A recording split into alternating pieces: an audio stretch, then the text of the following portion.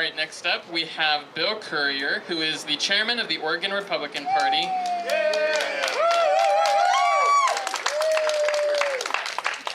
And he has been a leader for Republicans to follow as our party has sought to find its identity and grow throughout the state. His leadership and guidance is invaluable to the Western freedom movement and was gracious enough to come and be one of our keynote speakers to inspire and inform the Alliance on where the state of Oregon should shift its direction to advance this new era of American history. Bill? Mike's yours.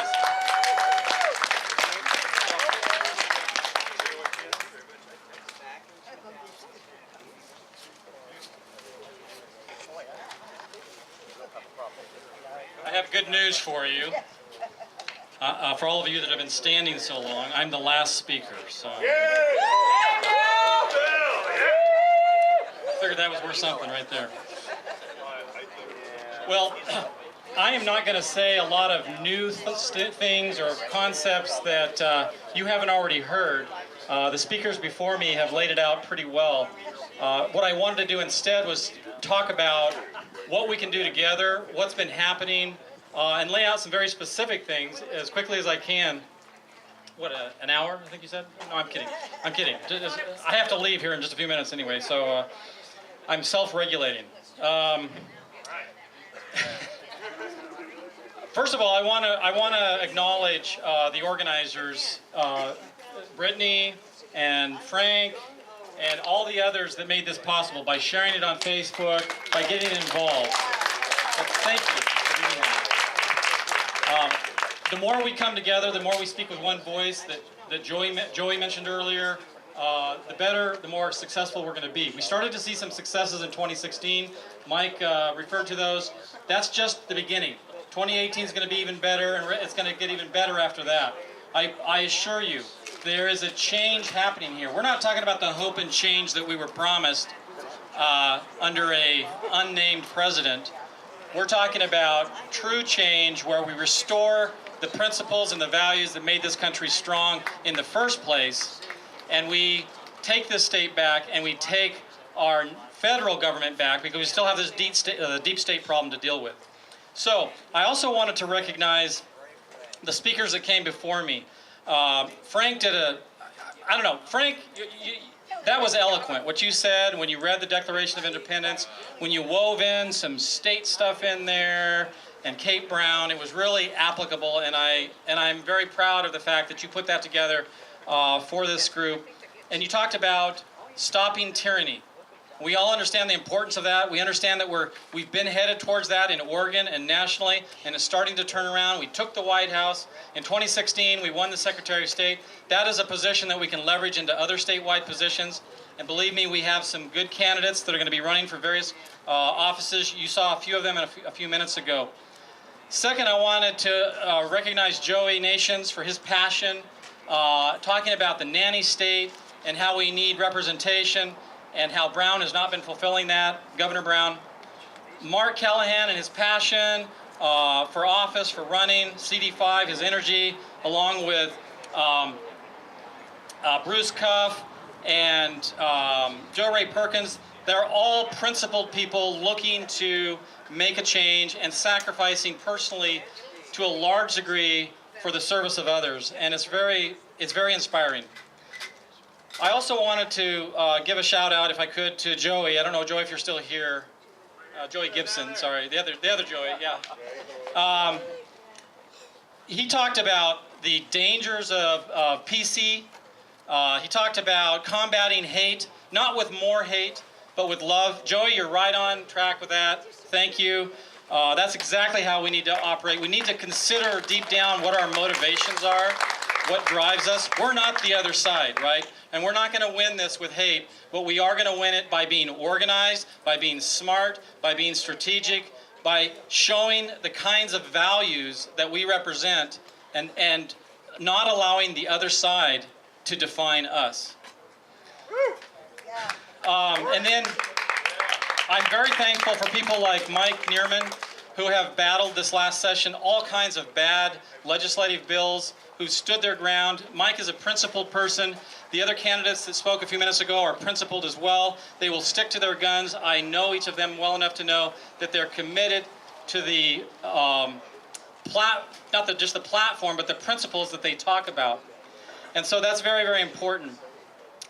So thank you for each of those speakers. But I also want to thank you, because every one of those flags that I see out there, whether you're carrying an external, outside flag, or a flag in your pocket or in your back pocket, wherever you're carrying that flag, thank you. Because the folks that are video recording this and others that are recording this event and sharing it all over Oregon through social media, through email and other methods, you are giving, by your stand here, by you holding that flag, by you being present here, you're giving other people in Oregon hope for a changed Oregon. An Oregon where it's safe to be a conservative. Yeah. Coming out conservative. Right. And when I look out, it should be obvious to you that I'm a Republican. But I'm not a Republican because I love the letter R, any more than you're a conservative because you love the letter C, or whatever it might be. I'm a Republican because the ideals that we stand for as Republicans most closely match my personal ideals, just like you've chosen to align yourself with an organization based on its ideals, or at least I hope you have. And you haven't chosen to align yourself with an organization or an ideology that simply puts down on others and believes that they are morally superior to others and do not need to engage with others in order to make change, just be combative with others. That is what we are fighting, is an ideology that essentially says, much like terrorism, I don't need to talk to you because my first wish is that you don't exist. My first wish is that you're not here. And that is not a succeeding ideology. We will ultimately win. Yeah. So thank you. Thank you for each one of you taking the time and being involved. It's been mentioned about being a PCP. Several people brought that up. Get involved in your local county party. Talk to me. I have to run right after I get done, but there's got to be a way to connect, maybe through Brittany or Frank. You can learn how to become a PC and become active as a party member. It's an important role. It's the grassroots of our party, and it sets the direction of all of the actions we take. Everything I do is based on the collective decision of the PCPs in Oregon, and so it's a very important role. The other thing that I thought was fantastic as I listened to the earlier speakers was how you're all speaking with one voice, that we're starting as Oregonians to speak with one voice. Right? The people are starting to hear us. Prior to 2016, there was a real challenge getting different conservative organizations, whether it was social issues groups, constitutional issues groups, the party, candidates running for office. It was hard to get everybody on the same page, working together with one voice. That's changing. We're recognizing that we can't operate separately. I have one phrase I would like you to take home with you, one thing that you would remember out of everything I say, and that is this. Working together equals winning together. If we work together, we can and will win. If you think about the last few elections and not only our candidates, but the measures on the ballot, we are winning despite the 11-point advantage in voter registration that Democrats have. We are winning. Yes, we would love to have more Republicans registered than Democrats in Oregon. That is important, and we need to work towards that goal. But it is not a requirement to win.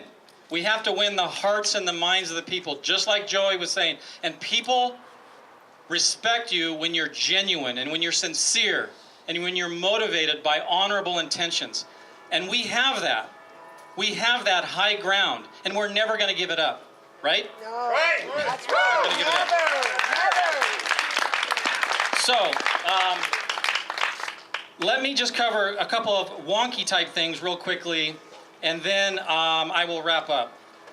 So, this is about representation, a stand for representation. We know that our country was started because there was a lack of representation in regard to taxing the people. We all know about the Boston Tea Party. We know about taxation without representation. We know about governing with the consent of the governed, right? We know about what happens when one party rules in such a way that they suppress the other side or opposing viewpoints. That is called arrogance. And that arrogance leads to mistakes. And those mistakes are already being made. They've been made nationally, and we won the White House, and people got tired of what was going on and decided to make a difference and voting for somebody. The polls were way, do you remember a few days before the election, the polls were still showing at least a 12-point lead for Hillary? Surprise! I could go on and on about the media, I won't. But we have a situation in Oregon where we have arrogance in power. We have arrogance in power. We don't have balanced leadership. Opposing ideas are good, right? Just like somebody said before me, if you have a discussion with somebody else and they disagree with you, is that a bad thing? What's bad is when you can't defend your position, when all you can do is attack the other side, right? That's bad. But when you can defend your position with knowledge and speak truth to power, then you will win ultimately. And that's where we hold the high ground and will continue. One of the problems that's going on right now is they've completely forgotten about life, liberty, and property. As you may know, the original term was property, not pursuit of happiness, because it is when the state has the ability to take your property, which they can do by overtaxation and regulation, then you lose freedom. Economic freedom is just as important as the other types of freedom. Amen. And economic suppression is a way to hold the people down. High taxes is how they do that. This is why we have to be on guard constantly. And what you're doing is sending hope to all Oregonians just by being here, by saying we care, and we're going to make it safe to be a Republican or a conservative in Oregon. Yeah. In Oregon, everywhere. So, what is the one word that describes the problem that we're experiencing here in Oregon? In 2016, we really... in 2016, we talked a lot, and our candidates did a real good job talking about, Dennis Richardson, for example, talked about this, government transparency and accountability, which is really affecting or addressing the problem of corruption. We have Chicago-style corruption in Oregon. It might be a beautiful state to live in, but it's still corruption. Yes, it is. And we have come, unfortunately, Oregonians, not necessarily this group, but Oregonians as a whole have come to accept that corruption as just the way it is. We're bringing to attention that it doesn't have to be like that, and we do not have to give up our freedoms. So what is the one word that describes what we're going after in 2018 that exists right now by the actions of the governor's office and some of the legislators in this building? Corruption. Lawlessness. Who said that? That's exactly right. That's exactly right. Lawlessness. We expect government, we hire government, as was said earlier, elect them or hire them to provide for law and order. And we expect the citizens, ourselves, to comply with that law and order. That gives us a stable society. But when government itself, the members of our legislature, the governor, in her middle finger to the president, in her actions, they are demonstrating government lawlessness. And that is going to destroy us if we allow it to continue. We cannot allow government lawlessness any longer. So, she might be resisting the federal government with her proclamations and executive orders about immigration and other defiance that she wants to take. But the majority of Oregonians do not stand with her on these issues. Please remember that.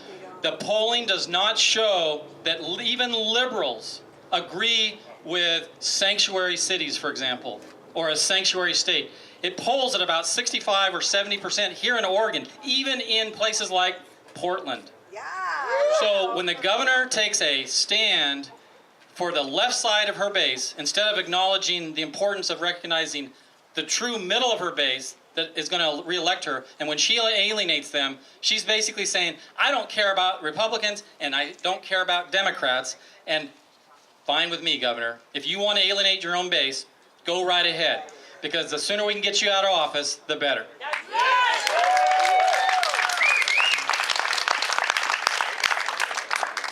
You know, I don't know if you've been following our press releases. If you haven't, and I'll do a quick plug here, if you go to Oregon.gop, up at the top, so Oregon.gop at the top, there's a newsroom link.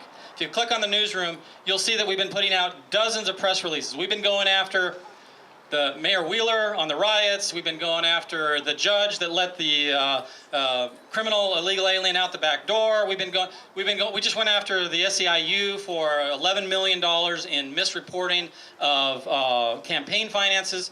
This is all examples of lawlessness, and we are going to bring it all together, all of us working together on that theme. I'm hoping you'll join me in that theme of saying we've got to stop this lawlessness. And the only way to do it is to replace these people in office with those who respect the Constitution and respect our laws and do not look after only their own interests.